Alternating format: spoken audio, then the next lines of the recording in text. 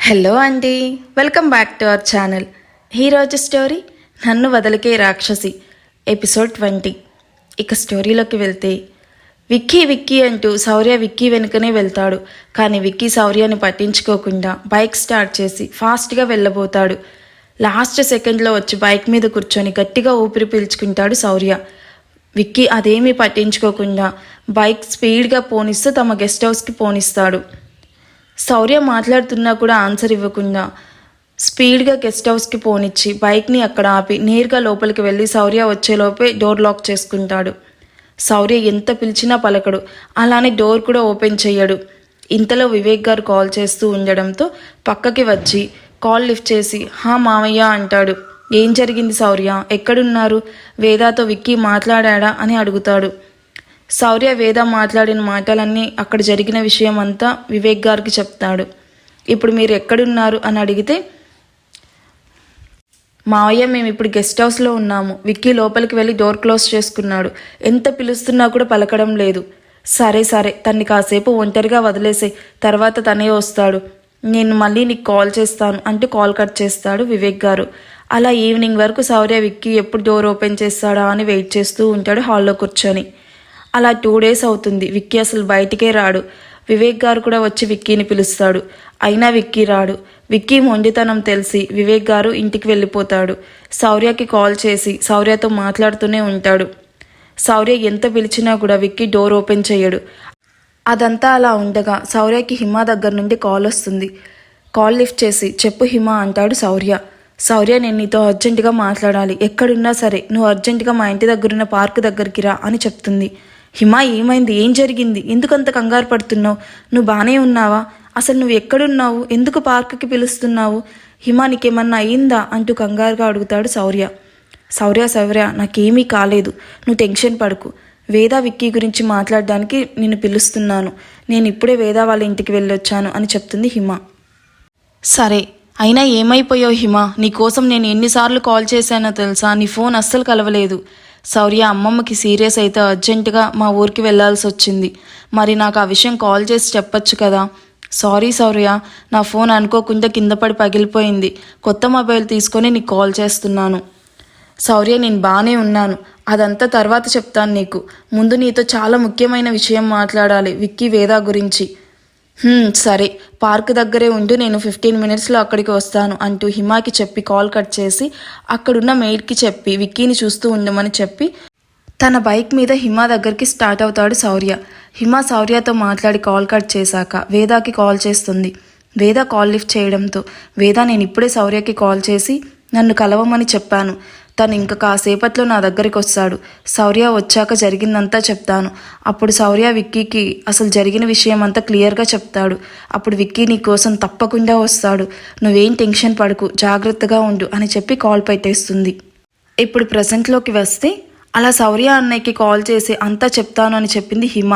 ఆ తర్వాత నేను ఎన్నిసార్లు కాల్ చేసినా కూడా హిమకి కాల్ కలవదు. ఇప్పటిదాకా హిమ శౌర్య అన్నయ్య ఎలా ఉన్నారో ఎక్కడున్నారో నాకు అస్సలు తెలియదు అంటూ చాలా బాధపడుతుంటుంది వేద. విక్కీ వేద 2 చెంపల మీద చేతులు వేసి వాళ్ళకి ఏం కాలేదు, వాళ్ళు చాలా బాగున్నారు అని చెప్తాడు. నేను వాళ్ళ దగ్గరికి నిన్ను తీసుకెళ్తాను సరేనా అంటాడు. వేద సంతోషంగా విక్కీ వైపు చూస్తూ నిజంగా తీసుకెళ్తారా నన్ను వాళ్ళ దగ్గరికి అంటుంది వేద. అసలు అయినా వాళ్ళు ఎక్కడున్నారు, ఎలా ఉన్నారు అని అడుగుతుంది వేద. వాళ్ళు బాగానే ఉన్నారు అంటాడు విక్కీ వేద వైపు చూస్తూ. మరి ఇంతకాలం మనందరికీ ఎందుకు కనిపించకుండా దూరంగా ఉన్నారు, వాళ్ళకి ఏమైనా ప్రమాదం జరిగిందా నా వల్ల, వాళ్ళు నిజంగా బాగానే ఉన్నారా అని అడుగుతుంది వేద. అలాంటిది ఏమీ లేదు, వాళ్ళిద్దరూ బాగున్నారు, నన్ను నమ్ము, నేను తీసుకెళ్తాను వాళ్ళ దగ్గరికి నిన్ను. మరి మన పెళ్ళికి ముందు అడిగితే నాకు తెలీదు అన్నారు మీరు అని వేద అడిగితే, అప్పటి పరిస్థితులు అలా ఉన్నాయి, నేను నిన్ను తీసుకెళ్తాను అంటున్నాను కదా వాళ్ళ దగ్గరికి, ఓకేనా అంటాడు. అంటూ తల ఊపుతుంది వేద. గుడ్, ఆ తర్వాత ఏం జరిగిందో చెప్పు అంటాడు విక్కీ వేద పక్కన కూర్చుంటూ. అసలు ఏం జరిగిందంటే నేను మా అమ్మ చెప్పిన మాటలు విని నేను ఈ పెళ్ళి అంటే రిషిని పెళ్లి చేసుకోకుంటే ఎక్కడ మా నాన్న పరుగు పోతుందో, ఆయన ఇచ్చిన మాట ఎక్కడ పోతుందో అంటూ ఆలోచించి రిషితో పెళ్లికి అంగీకరించాను. అందుకే నేను మిమ్మల్ని ప్రేమిస్తున్నా కూడా అబద్ధం చెప్పాను, నేను మిమ్మల్ని లవ్ చేయట్లేదు అని. నేను అలా చెప్పడానికి ఎంత నరకం చూశానో మీకు తెలియదు అంటూ ఏడుస్తూ ఉంటుంది వేద. విక్కీ వేదాని హక్ చేసుకొని వేద వీపు మీద చిన్నగా రుద్దుతాడు వేదాని నార్మల్ చేయడానికి. వేద కాసేపటికి నార్మల్ అయ్యి విక్కీ వైపు చూస్తూ అలా నేను మీరంటే ఇష్టం లేదు అన్నట్టు నో చెప్పాను అని చెప్తుంది. అందుకోసమే నేను మిమ్మల్ని ప్రేమిస్తున్నా కూడా మీకు అబద్ధం చెప్పాను, మిమ్మల్ని ప్రేమించడం లేదు అంటూ ఏడుస్తూ ఉంటుంది వేద. విక్కీ వేదాని హక్ చేసుకొని తన వీపు నిమురుతూ ఉష్ అయిపోయింది కదా ఇంకేడవ్వాకు అంటూ ఉంటాడు. వేద కళ్ళు తుడుచుకొని విక్కీ మోచేతి దగ్గరకు పట్టుకొని విక్కీ వైపు చూస్తూ అలా హిమ కాల్ చేసి అన్నయ్యకి అంతా చెప్తా అన్నాక చాలా హ్యాపీగా అనిపించింది. మరి ముందు మీ నాన్న మాట కోసం నన్ను ప్రేమించడం లేదు అని చెప్పావు కదా, మరి సడన్గా నాకు నిజం చెప్పాలని ఎందుకు అనిపించింది? ఏమైంది అసలు? మరి నేను వచ్చుంటే మీ నాన్న ఇచ్చిన మాట పోయేది కదా. ముందు పెళ్లి చేసుకోవాలి అనుకున్న నువ్వు ఎందుకు ఈ నిర్ణయం తీసుకున్నావు? ఏం జరిగింది ఆ 2 డేస్లో అని అడుగుతాడు విక్కీ. మీరు వెళ్ళాక నేను ఏడుస్తూ నా రూమ్లో ఉండిపోయాను. కాసేపటికి అమ్మ వచ్చి ఎంగేజ్మెంట్ డేట్ బుధవారం, పెళ్లి కూడా తొందరలోనే ఉంటుంది అని చెప్పింది. ఇప్పుడే మీ డాడీ వచ్చి చెప్పాడు రిషి వాళ్ళ నాన్నగారు కాల్ చేశారంట అని మా అమ్మ చెప్పింది. నేనేమీ మాట్లాడకుండా కామ్గా ఉన్నాను. మా అమ్మ నా దగ్గరికి వచ్చి నా చేయి పట్టుకొని నా బెడ్రూమ్ డోర్ దగ్గరికి తీసుకెళ్ళి హాల్లో ఉన్న మా నాన్న వైపు చూపించింది. నాకేమీ అర్థం కాలేదు. మా అమ్మ వైపు చూశాను. చూడు మీ నాన్న ఎంత సంతోషంగా ఉన్నారో నీ పెళ్లి ఫిక్స్ అయిందని, ఎంత సంతోషంగా ఈ న్యూస్ అందరికీ చెప్తున్నాడో, ఎంత హడావిడి చేస్తున్నాడో చూడు అంటూ మా నాన్న వైపు చూపించింది మా అమ్మ. నేను మా డాడీ వైపు చూశాను. ఎవరితోనో కాల్ మాట్లాడుతూ హారా మీరందరూ 2 డేస్ ముందే వేద ఎంగేజ్మెంట్కి రావాలి. నాకు చాలా హ్యాపీగా ఉంది. చాలా మంచి సంబంధం వచ్చింది వేదాకి, అంతా దాని అదృష్టం అంటూ కాల్లో మాట్లాడుతూ ఉన్నాడు. చూసావా మీ డాడీని? మీ డాడీ ఎంత హ్యాపీగా ఉన్నాడు. నువ్వు లేనిపోని ఆలోచనలు ఆయనకి పెట్టవాకు. నీది ప్రేమ కాదు, జస్ట్ ఆకర్షణ అంతే, అర్థమైందా? మర్చిపో ఆ అబ్బాయిని. వెళ్ళి రెడీ అవ్వు, రిషి వస్తున్నాడు నిన్ను షాపింగ్కి తీసుకెళ్ళడానికి అని చెప్తుంది మా అమ్మ. నాకు ఇలాంటివన్నీ ఇష్టం లేదు, అదేదో నువ్వే చేసుకో అని అమ్మకి కోపంగా చెప్పి లోపలికి వెళ్ళి బెడ్ మీద కూర్చున్నాను. అమ్మ కూడా నా వెనకే కోపంగా వచ్చి చూడు వేద, అందరిలో మా పరువు తీయకు, ఆ అబ్బాయి ఇంకో 1/2 అవర్లో ఇక్కడికి వస్తాడు, వచ్చేసరికి నువ్వు రెడీగా ఉండు అంటూ చెప్పి లోపలికి వెళ్ళిపోయింది. వేదాకి ఏం చేయాలో అర్థం కాదు, అలానే ఆలోచిస్తూ ఉంటుంది. ఇంతలో సురేష్ గారు లోపలికి వచ్చి బంగారం అని పిలుస్తాడు వేద భుజం మీద చేయి వేసి. ఆలోచనలో ఉన్న వేద సురేష్ పిలవడంతో ఉలిక్కిపడి వాళ్ళ నాన్న వైపు చూస్తుంది. ఏమైందమ్మా అంతగా ఆలోచిస్తున్నావు? నేను పిలిచినా కూడా పలక్కుండా ఉన్నావు అంటాడు వేద పక్కన కూర్చుంటూ. అదేం లేదు నాన్న అంటూ ఆయనకి కనిపించకుండా కన్నీళ్లను తుడుచుకుంటుంది. ఏంటి ఇంకా ఫ్రెష్ అవ్వలేదు? రిషి వస్తున్నాడు. మీ మమ్మీ నీకు చెప్పలేదా? షాపింగ్కి వెళ్ళాలి కదా ఎంగేజ్మెంట్ బట్టల కోసం, అల్లుడిని వెయిట్ చేయించడం ఏం బాగుంటుంది చెప్పు? నువ్వు ఇలా రెడీ అవ్వకుండా ఉంటే ఎలా చెప్పు అంటూ వేద తల మీద చేయి వేసి చెప్తాడు. వేద ఆయన గుండెల మీద తల ఆనిచ్చి కళ్ళు మూసుకుంటుంది సైలెంట్గా. ఏమైంది తల్లి, ఎందుకు అలా డల్గా ఉన్నావు అంటాడు కూతురు 2 డేస్ నుంచి డల్గా ఉండడం గమనించి. ఏం లేదు నాన్న అంటుంది కదలకుండా ఆయన్ని గట్టిగా పట్టుకొని. వేద పెళ్లి చేసుకుని వాళ్ళని వదిలేసి వెళ్ళలేక బాధపడుతుంది అనుకొని వేద తల నిమురుతూ చూడు బంగారం, ప్రతి ఆడపిల్ల వాళ్ళ పేరెంట్స్ని వదిలేసి అత్తారింటికి వెళ్ళాల్సిందే. ఇప్పుడు మమ్మల్ని వదిలి వెళ్ళడానికి బాధగా ఉన్నా కొన్ని రోజులు అయ్యాక మేము ఒక రోజు ఇంటికి రమ్మని పిలిచినా కూడా మీరు రారు తెలుసా? మీ అమ్మ కూడా అలానే ఉండేది. పెళ్ళైన కొత్తల్లో వాళ్ళ అమ్మ నాన్న కోసం చాలా ఏడ్చింది. కానీ తర్వాత వాళ్ళ ఇంటికి ఎప్పుడైనా వెళ్ళడానికి కూడా నేను పక్కన ఉండాల్సిందే. నేను లేకుండా అసలు ఎక్కడికి వెళ్ళేదే కాదు. రేపు నువ్వైనా అంతే తల్లి. పైగా నువ్వు ఎక్కడికో వెళ్ళట్లేదు కదా, ఇదే ఊర్లో ఉంటావు. కావాలంటే అప్పుడప్పుడు మమ్మల్ని చూడ్డానికి రావచ్చు, లేదా మేమే నీ దగ్గరికి వస్తాము, ఓకేనా? నువ్వు దిగులు పడకుండా భయపడకుండా హ్యాపీగా ఈ పెళ్లి చేసుకో నాన్న అంటాడు ప్రేమగా వేద నుదుటి మీద ముద్దు పెడుతూ. వేద తలెత్తి వాళ్ళ నాన్న వైపు చూస్తుంది. మంచి సంబంధం తల్లి, మంచి కుటుంబం, నీకే లోటు లేకుండా ఉంటుంది. అంత మంచి సంబంధం మనల్ని వెతుక్కుంటా వచ్చింది.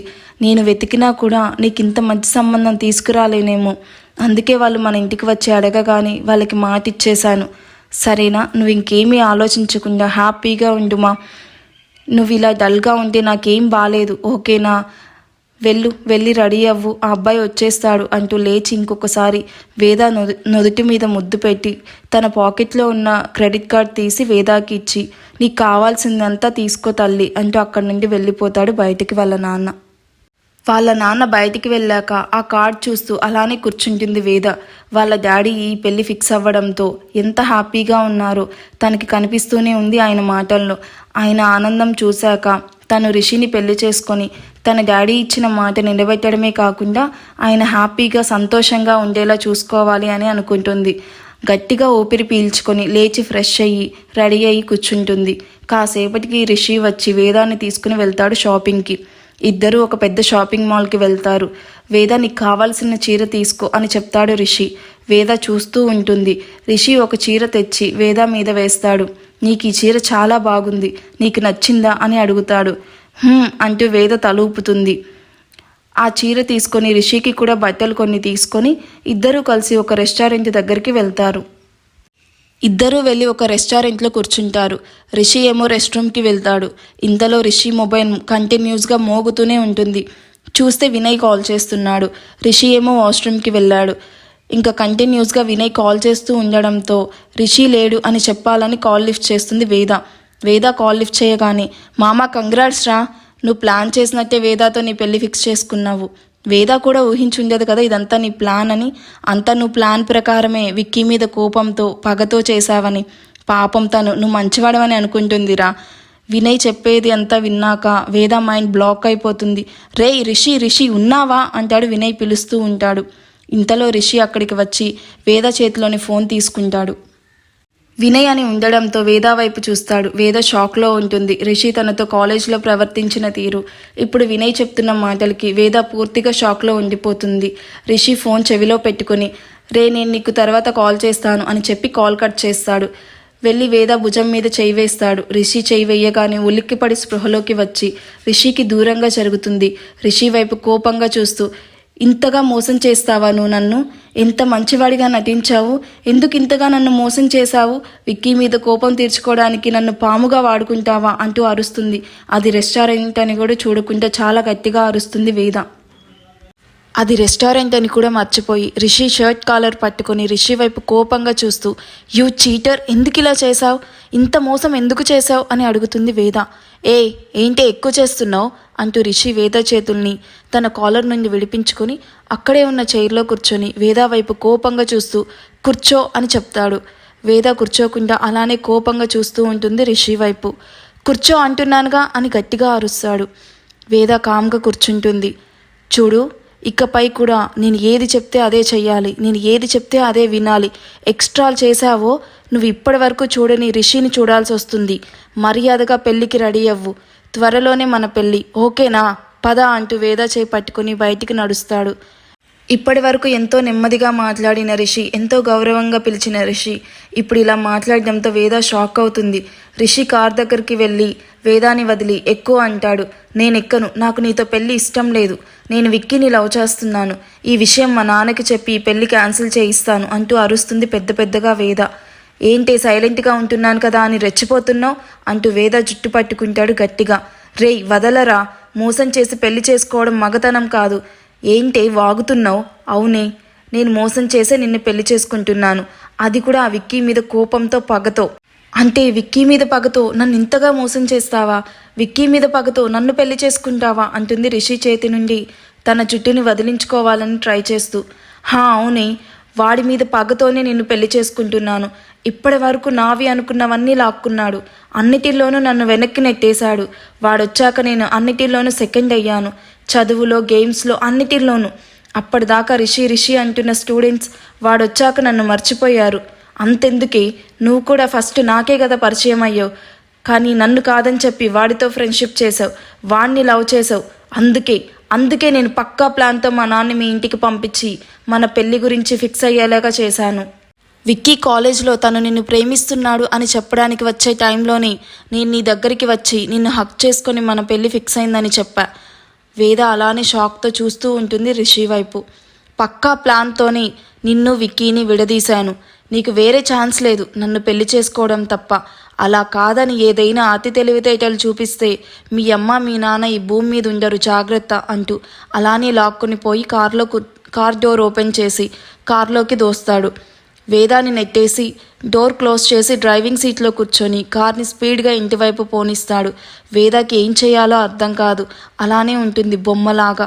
అలా కాసేపటికి వేద ఇంటి ముందు కారు ఆపి, గుర్తుంది కదా నేనేం చెప్పానో, ఏదైనా తేడా జరిగిందో మీ అమ్మ మీ నాన్న ప్రాణాలతో ఉండరు, జాగ్రత్త అని చెప్పి కార్ దిగు అని చెప్తాడు. వేద కార్ దిగి వెనుకున్న తన బ్యాగ్స్ తీసుకుంటుంది. ఇంతలో సురేష్ గారు కార్ దగ్గరికి వచ్చి, అల్లుడు గారు రాండి కాఫీ తాగి వెళ్ళండి అంటాడు మర్యాద చేస్తూ. రిషి కార్ దిగి, అయ్యో అంకుల్ ఇంకొకసారి వస్తాను, కొంచెం అర్జెంట్ వర్క్ ఉంది అంటాడు చాలా వినయంగా నటిస్తూ. సరే అల్లుడు గారు జాగ్రత్త అని చెప్తాడు సురేష్. సరే మామయ్య గారు వెళ్ళొస్తాను, వేదా బాయ్, కాల్ చేయి తర్వాత అంటూ కిషోర్ ముందు చాలా మంచివాడిగా నటిస్తూ వెళ్తాడు.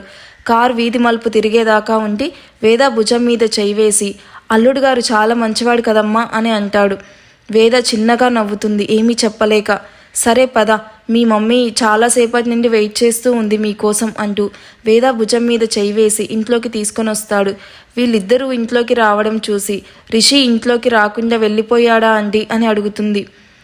అయినా అలా ఎలా పంపించేశారండి, ఇంట్లోకి తీసుకురావచ్చు కదా అని వేద వాళ్ళ అమ్మ అంటుంది. రిషికి ఏదో అర్జెంట్ వర్క్ ఉందంట, తర్వాత వస్తా అని చెప్పాడు అని వాళ్ళ నాన్న వాళ్ళ అమ్మకి చెప్తూ ఉంటే వేద వాళ్ళ వైపు చూసి నేను ఫ్రెష్ అయ్యి వస్తాను అంటూ వాళ్ళకి చెప్పి తన రూమ్లోకి వెళ్తుంది. వెళ్ళి వెంటనే విక్కీ నెంబర్కి కాల్ ట్రై చేస్తూ ఉంటుంది. కానీ విక్కీ ఫోన్ స్విచ్ ఆఫ్ అని వస్తుంది. ఇంకా కోపంగా ఫోన్ని బెడ్ మీద విసిరేసి ఏడుస్తూ ఉంటుంది. అలా ఆ రోజంతా గడిచిపోతుంది. నెక్స్ట్ డే వేద వాళ్ళ పేరెంట్స్ వేరే ఊరికి వెళ్తారు అర్జెంట్ పనుంది అంటూ. వాళ్ళు వెళ్ళాక డోర్ వేసుకుని అలానే పడుకొని ఉంటుంది వేద.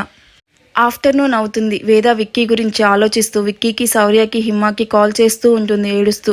కానీ ఎవరి ఫోను కలవదు. అలా ఆలోచిస్తూ ఉండగా సడన్గా ఎవరో డోర్ కొడుతున్నట్టు అనిపించి ఆలోచనలో ఉన్న వేద లేచి డోర్ ఓపెన్ చేస్తుంది. ఎదురుగా రిషి కనిపిస్తాడు. రిషిని చూసి కొంచెం భయంగా అనిపించి వెంటనే డోర్ వేయబోతుంది. రిషి వేదాని నెట్టుకొని లోపలికొస్తాడు.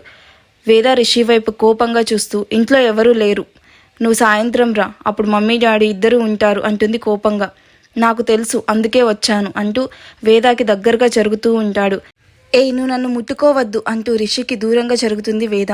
ముట్టుకుంటే ఏం చేస్తావు అంటాడు వేద బుగ్గ మీద వేలితో రాస్తూ.